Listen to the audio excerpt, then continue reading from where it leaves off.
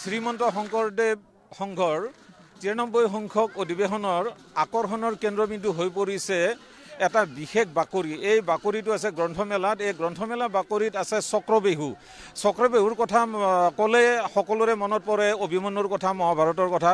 কিন্তু আমি লৈ যাব খুজিছোঁ এটা অন্য চক্ৰবেহুলৈ। ইয়াত এই গ্ৰন্থমেলা উপসমিতিয়ে নিৰ্মাণ কৰি উলিয়াইছে এই চক্ৰবেহু। এই চক্ৰবেহু এনেদৰে সাজি উলিয়াইছে যে ইয়াত সোমাবলৈ পাৰি, কিন্তু ওলাই আহোঁতে আপুনিও যথেষ্ট সমস্যাত পৰিব। বহু মানুহে ইয়াত সোমাই কিনে ওলাবলৈ ৰাস্তা বিচাৰি থাকোঁতে প্ৰায় আধা ঘণ্টালৈকে সময় পাৰ কৰিছে।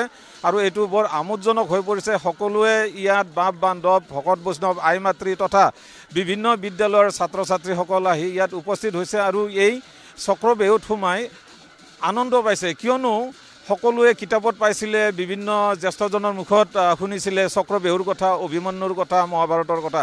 কিন্তু এই চক্ৰবেহু যেতিয়া ইয়াত দেখা পাইছে, গ্ৰন্থমেলা উপসমিতিয়ে এই চক্ৰবেহু নিৰ্মাণ কৰিছে, তাৰপিছত তেওঁলোকে যেতিয়া গম পালে যে ইয়াত চক্ৰবেহু আছে, প্ৰত্যেকে ইয়াত আহি কিনে এই চক্ৰবেহুনো কি জানিবলৈ আহিছে আৰু এই চক্ৰবেহুত সোমাই কিনে আনন্দ লৈছে। আৰু এই বাস্তৱ অভিজ্ঞতা এটাৰ মুখামুখি হৈছে যে আচলতে চক্ৰবেহু কি আৰু কেনেদৰে সজা হৈছে তাৰ আমোদজনক কথাটো শুনি আছিলে, কিন্তু আজি বাস্তৱত তেওঁলোকে পাইছে। আৰু এই মোৰ ওচৰত আছে গ্ৰন্থমেলা উপসমিতিৰ সভাপতি, তেখেতে ক'ব এইটো আপোনালোকে চক্ৰবেহু কেনেদৰে সাজিলে আৰু কেনেদৰে মনত আহিলে।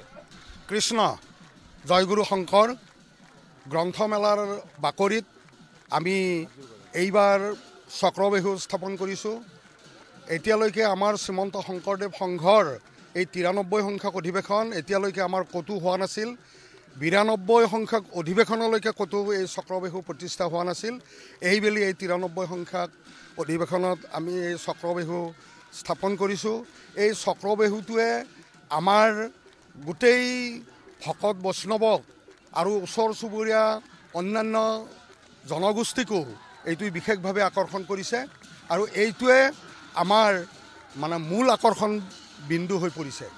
হয়, এই গ্ৰন্থমেলাৰ বাকৰিত যি চক্ৰবেহু নিৰ্মাণ কৰা হৈছে, যদিও আজি অধিৱেশনৰ দ্বিতীয় দিনা, প্ৰকৃততে এই চক্ৰবেহু নিৰ্মাণ সম্পূৰ্ণ হোৱাৰ প্ৰায় ৩-৪ দিন আগতে হৈছিলে আৰু তেতিয়াৰ পৰা ইয়াত জনসমুদ্ৰত পৰিণত হৈছিলে। কিয়নো প্ৰত্যেকে আহি এই চক্ৰবেহুত